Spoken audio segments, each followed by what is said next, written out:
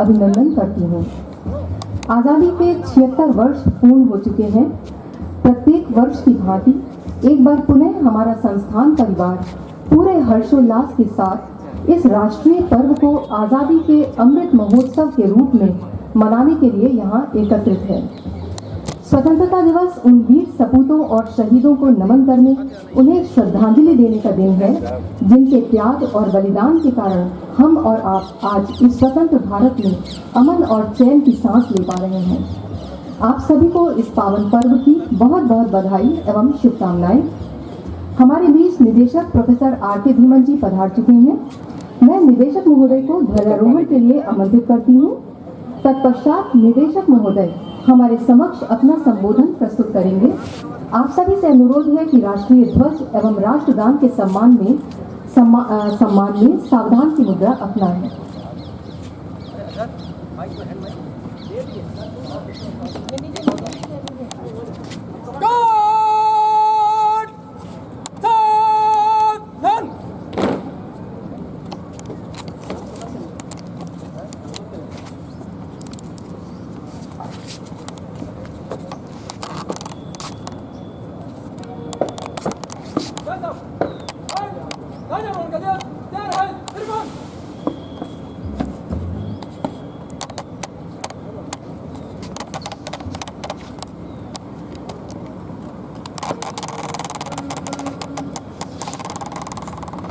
आप सभी से अनुरोध है कि कृपया सावधान की मुद्रा अपनाएं।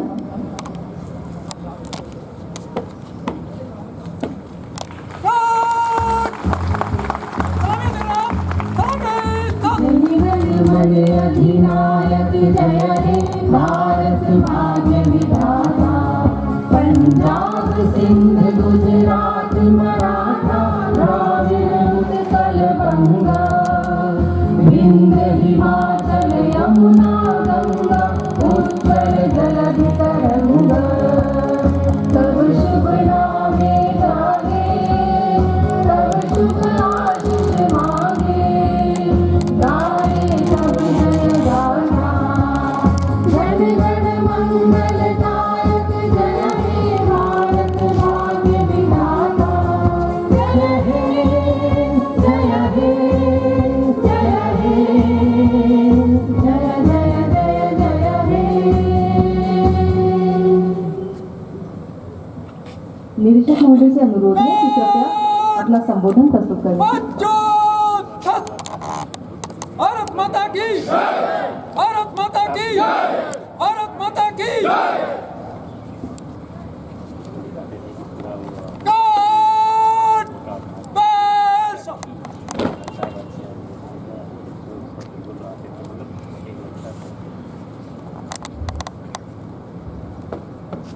आप सभी का अभिनंदन और स्वागत है। आज हम स्वतंत्र भारत का 77वां स्वतंत्रता दिवस मना रहे हैं। स्वतंत्रता दिवस के इस शुभ अवसर पर ध्वजारोहण स्थल पर उपस्थित सभी संकाय सदस्य, रेजिडेंट डॉक्टर्स, अधिकारी, कर्मचारी, विद्यार्थी एवं बाहर से आए हुए अतिथिगणों का मैं हार्दिक स्वागत और अभिनंदन करता हूं। सभी को 77वें स्वतंत्रता दिवस की बहुत बहुत बधाई एवं शुभकामनाएं। 15 अगस्त 1947 का दिन हमारे देश के इतिहास में स्वर्ण अक्षरों से लिखा गया है। इस दिन हमारा देश ब्रिटिश शासन से आज़ाद हुआ था। आज़ादी के आज 76 साल पूरे हो गए हैं। इस राष्ट्रीय त्यौहार को हम लोग बड़े उत्साह और देशभक्ति की भावना के साथ मनाते हैं। दोस्तों, यह दिन हमें उन महान स्वतंत्रता सेनानियों के त्याग व बलिदान की भी याद दिलाता है, जिन्होंने बड़ी बड़ी कुर्बानियां देकर भारत माता की बेड़ियां काटी थी। आज मैं उन सभी स्वतंत्रता सेनानियों को नमन करता हूं, जिन्होंने भारत को आज़ाद कराने का सपना देखा और खुद के प्राण भी न्यौछावर कर दिए, ताकि हम एक स्वतंत्र भारत में सांस ले सकें। पिछले साल स्वतंत्रता दिवस के मौके पर जब हम हर घर तिरंगा अभियान की घोषणा की गई थी, तो पूरे देश में इस अभियान को लेकर काफ़ी उत्साहित था। लोगों ने बढ़ चढ़कर घर, ऑफिस, प्रतिष्ठानों वगैरह पर तिरंगा झंडा फहराया था। इस साल भारत मेरी माटी मेरा देश कैंपेन के साथ आज़ादी का पर्व मना रहा है। ये अभियान हमारे देश के वीरों को सम्मान देने के लिए शुरू किया गया है। 9 अगस्त से इसका अभियान की शुरुआत हो चुकी है। इसी क्रम में संस्थान द्वारा दिनांक 9 अगस्त 2023 को प्रातः 9:30 बजे अमृतकाल के पंच प्रण हेतु शपथ ग्रहण करने का कार्यक्रम आयोजित किया गया था। मुझे हर्ष है कि इस कार्यक्रम में संस्थान के संकाय सदस्यों, अधिकारियों और कर्मचारियों ने बढ़ चढ़कर हिस्सा लेकर पंच प्रण की शपथ ग्रहण कर इस कार्यक्रम को बहुत ही सफल बनाया। संस्थान द्वारा आज मेरी माटी मेरा देश की अवधारणा के अंतर्गत 75 पौधों का रोपण कर अमृत वाटिका संस्थान में स्थापित की जा रही है। आज स्वतंत्रता दिवस के अवसर पर स्वतंत्रता संग्राम सेनानियों, थल सेना, वायुसेना, केंद्रीय पुलिस बल और राज्य पुलिस के सेवाव्रत एवं सेवानिवृत्त कर्मियों को सम्मानित किया जा रहा है।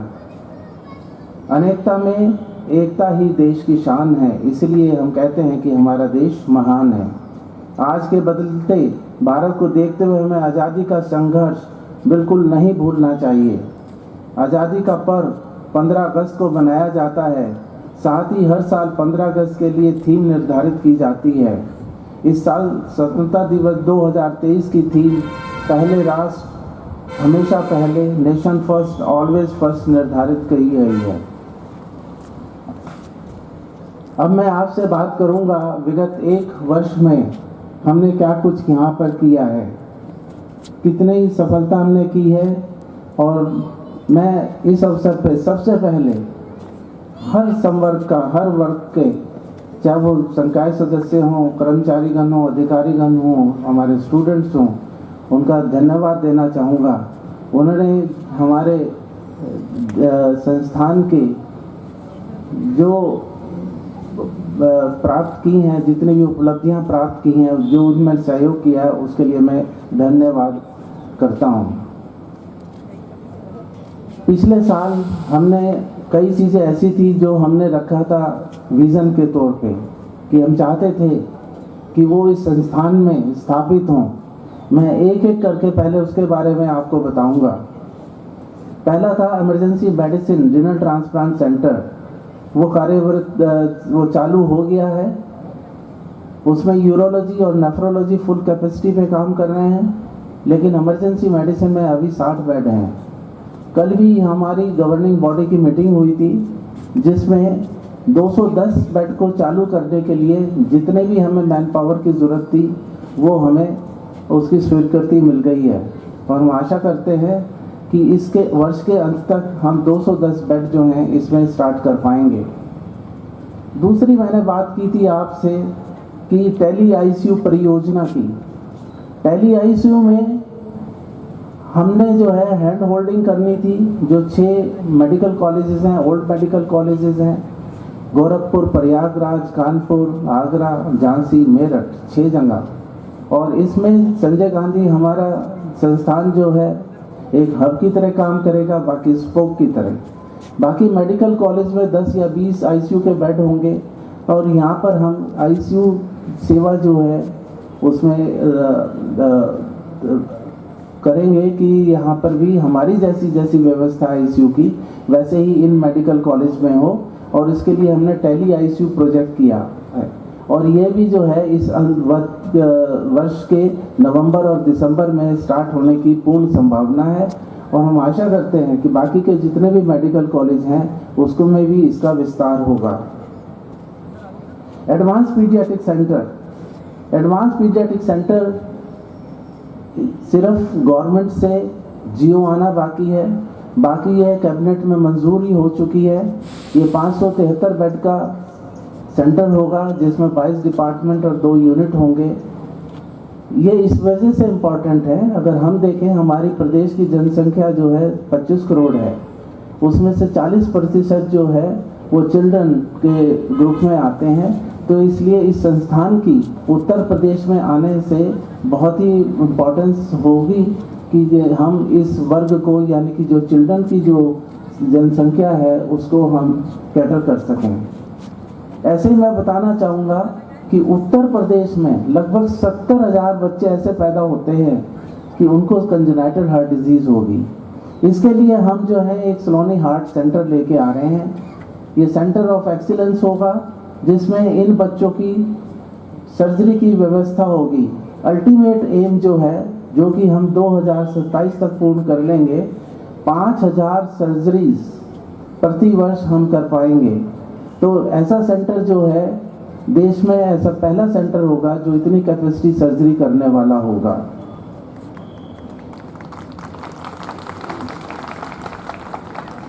मैं बताना चाहूँगा कि इसके साथ में हम 3 और विभाग लेके आ रहे हैं। लास्ट टाइम मैंने कहा था कि ये आने चाहिए, ये हमारा विज़न था, और इस बार ये जो है विज़न साकार होता दिखाई दे रहा है।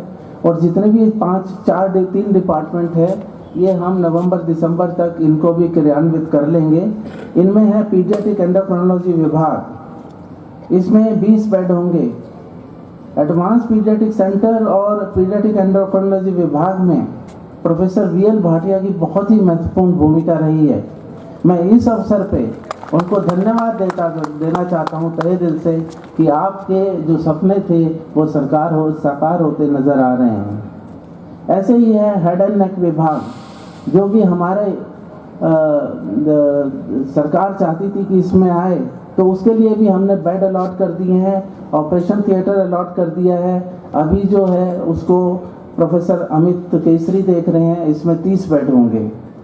इन्फेक्शियस डिजीज़ विभाग, ये बहुत ही इम्पॉर्टेंट है, ये देखते हुए कि इधर जो है काफ़ी इन्फेक्शियस डिजीज़ की एपिडेमिक्स और एंडेमिक्स जो चलती रहती हैं, उसके हिसाब से रिसर्च पॉइंट ऑफ व्यू से भी और SOPs बनाने के व्यू से भी ये डिपार्टमेंट बहुत ज़रूरी है। इसमें 30 बेड जो होंगे जिसमें HDU भी होंगे, लेकिन इसके अलावा 11 बेड ICU के होंगे। इस समय इसका कार्यभार जो है मैडम प्रोफेसर अमिता अग्रवाल जी देख रही हैं। तो ये जो हमने लास्ट टाइम अपने विज़न की बात करी थी, मेरे को बताते हुए वो हर्ष हो रहा है कि वो इस साल के अंत तक सब कुछ पूर्ण होने की पूरी संभावना है। इसके आगे मैं चलता हूँ। आपको पता होगा कि पिछले 3 साल से हम लोग हमेशा बात करते आए हैं, रिक्रूटमेंट की बात करते आए हैं। हम रिक्रूटमेंट की यूँ बात करते आए हैं कि पिछले 10-15 साल से विभिन्न श्रेणियों में रिक्रूटमेंट नहीं हो पाया था, लेकिन मेरे को बताते हुए हर्ष हो रहा है कि हमने 3 बार नेशनल स्तर पर हमने रिक्रूटमेंट किया है, और उसमें है नर्सिंग ऑफिसर 1157 पद, टेक्नीशियन 274 पद, OT असिस्टेंट 109 पद, MSSO 22, स्टेनोग्राफर 22, ऐसे कई हैं। और कुल मिला के 1994 पदों पर हमने ये नियुक्तियाँ की हैं या प्रोसेस में हैं, जो 1-2 महीने में पूरी हो जाएंगी। ये एक बहुत ही बड़ी बात है कि जो हमारी शॉर्टफॉल था, जो हमारी मैन पावर की वजह से हमारी सर्विसेज नहीं दी जा रही थी, अब हमारे पास कोई भी मैन पावर का शॉर्टफॉल इस दिसंबर तक नहीं रहेगा। सारी की सारी जितनी भी जगह खाली थी वो सारी की सारी भर ली जाएंगी। इसके अलावा हमने फैकल्टी एडवर्टाइजमेंट किए, उनकी भी नियुक्तियां की हैं, 23-28 तौर पे की हैं, और 23 जो हैं जिसमें कि कॉन्ट्रैक्चुअल हैं और बोर्ड वाले हैं वो भी इसमें हैं। आपको बताना चाहूँगा कि हमारी इस नियुक्ति प्रक्रिया को देखते हुए हमारे माननीय मुख्यमंत्री ने बड़ी सराहना की थी, और उन्होंने 10 जून को 2023 इसी वर्ष में नियुक्ति पत्र जो है हमारे जितने भी नर्सिंग नियुक्तियां हुई थी उनको दिया गया था। ये हमारे लिए बहुत ही गर्व की बात है। अब मैं आपको आना चाहूँगा 1988 केस। यहाँ पर मैं 2020 फरवरी को ज्वाइन किया था, और पहले संबोधन में 15 अगस्त को मैंने आपको विश्वास दिलाया था, जो 20-22 साल से केस चल रहा है 1988 का, मैं अपनी तरफ से पूर्ण प्रयास करूंगा कि इसका भी जो है रिजल्ट निकल के आए।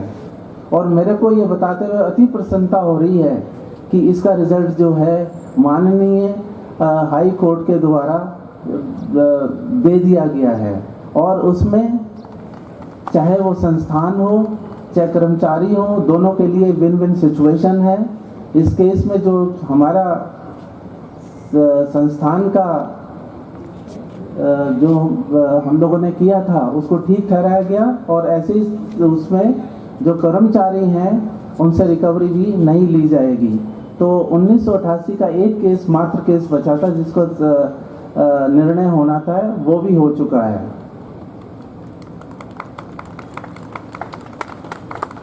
अब मैं आना चाहूँगा ऑर्गन डोनेशन पे। ऑर्गन डोनेशन हमारे संस्थान में कई बार कार्यक्रम हुए हैं इसके लिए, और बढ़ावा दिया जा रहा है, लेकिन सबसे महत्वपूर्ण निर्णय जो है इस बार की गवर्निंग बॉडी में हुआ है। क्योंकि होता क्या है कि हमारे जैसे ट्रॉमा सेंटर है उसमें हम ब्रेन डेड डिक्लेयर तो कर देते हैं, अभी तक हमने 21 लोगों का किया है, लेकिन हम कन्वर्जन एक का भी नहीं कर पाए हैं। उसका रीज़न जो हमको लगता है, देखने को लगता है कि अगर हम चंडीगढ़ की व्यवस्था देखें और एम्स की व्यवस्था देखें, जो व्यक्ति वहाँ पे ऑर्गन डोनेट करता है, मतलब जो पर्सन करता है, उनके रिलेटिव्स कहते हैं कि हम ऑर्गन देने को तैयार हैं, तो उस व्यक्ति का जितना भी हॉस्पिटल स्टे का खर्चा है सारा माफ़ हो जाता है। यही इस बार हमने अपनी गवर्निंग बॉडी में कराया है कि जो व्यक्ति ब्रेन डेड हैं उनके रिलेटिव अगर एग्री कर जाते हैं ऑर्गन डोनेशन देने के लिए, तो उनका जितना भी खर्चा उनके इलाज में आया है तब तक के लिए वो पूरा का पूरा माफ़ कर दिया जाएगा। ये बहुत ही बड़ी उपलब्धता है हमारे ऑर्गन डोनेशन के लिए। और मैं देख रहा हूँ, मैं याद करा रहा हूँ अपने लिवर ट्रांसप्लांट वाले सहयोगियों को भी और हार्ट ट्रांसप्लांट वालों को भी, अब यहाँ पर हार्ट ट्रांसप्लांट और लिवर ट्रांसप्लांट भी जैसे यहाँ किडनी ट्रांसप्लांट होता है वो नियमित रूप से होना चाहिए। नेक जो है हमारा एक्रेडिटेशन करना है हमने, और उसमें बहुत आगे तक बढ़ चुके हैं, और हमने अभी जो है इसका 9 अगस्त को माननीय राज्यपाल महोदया श्री आनंदीबेन पटेल जी के सामने किया, और मेरे को बताते हुए बड़ा हर्ष हो रहा है कि राज्यपाल महोदया ने हमारी प्रिपरेशन को देख के बहुत ही हम खुश हुई हैं, और उन्होंने कहा है कि ये आपको इसके अच्छे परिणाम मिलेंगे।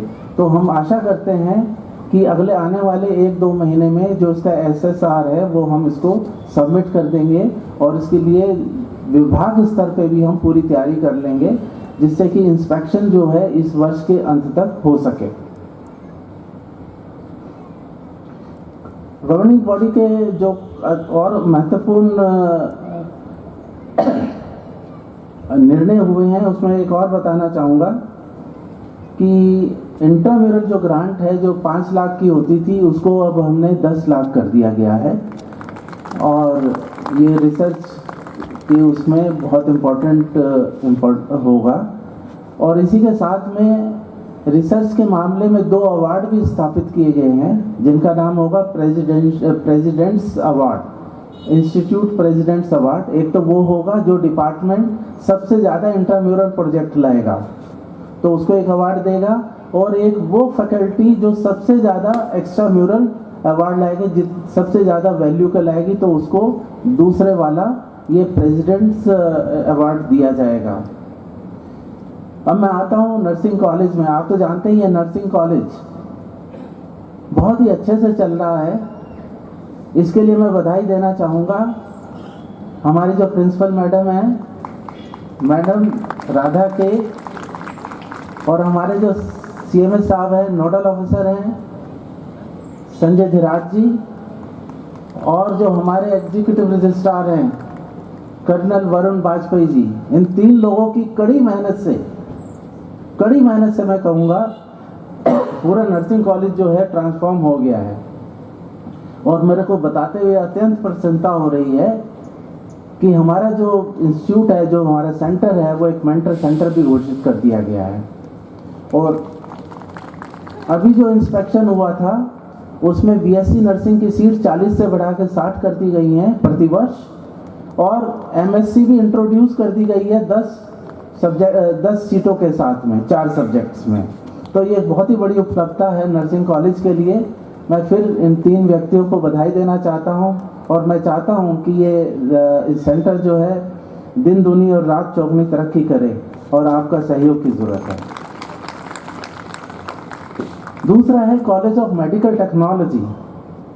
मेडिकल टेक्नोलॉजी ने भी बहुत अभूतपूर्व सफलता की है और बहुत आगे निकल गया है और इसमें प्रोफेसर रुचि गुप्ता का जो योगदान है, जो उनकी मेहनत है, वो बहुत ही सराहनीय है और मैं आशा करता हूँ इसको भी आगे लेके जाएंगे। अभी तक जितने भी कोर्सेज थे हमारे बीएससी के, एमएससी के, वो एक्रीडेटेड नहीं थे, लेकिन इस बार जो है यूपी स्टेट फैकल्टी से वो उनको मान्यता मिल गई है। तो इसलिए कोई भी स्टूडेंट जाएगा यहाँ से पास होकर उसको कोई प्रॉब्लम नहीं होगी आगे कोई भी नौकरी लेने में कि इसका मान्यता कहाँ से प्राप्त है। तो अब वो भी एक छुटा हुआ कार्य था, वो भी हमारा पूर्व हो गया है।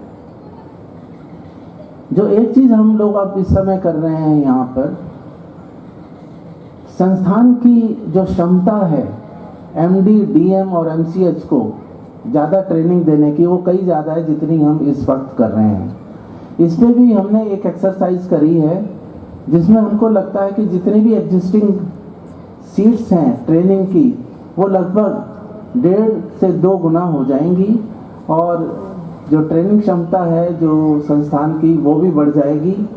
तो यही सारी कई चीज़ें थी जो मैं आपसे बात करना चाहता था और एक बार आप सब लोगों का फिर से मैं धन्यवाद देना चाहूँगा कि आपने एक बहुत ही अच्छी टीम की तरह से हमें सहयोग दिया है, इस संस्थान को सहयोग दिया है और मैं आशा करता हूँ कि आप भी ऐसा सहयोग आगे भी करते रहेंगे और जितनी भी आप में कैपेबिलिटीज़ हैं, जो मैं जानता हूँ कि बहुत ही ज़्यादा हैं, जितना आप सोचते हैं उससे कई गुना ज़्यादा आप में कैपेबिलिटीज़ हैं, उनका उपयोग करते हुए संस्थान को जो है आगे लेकर जाएंगे।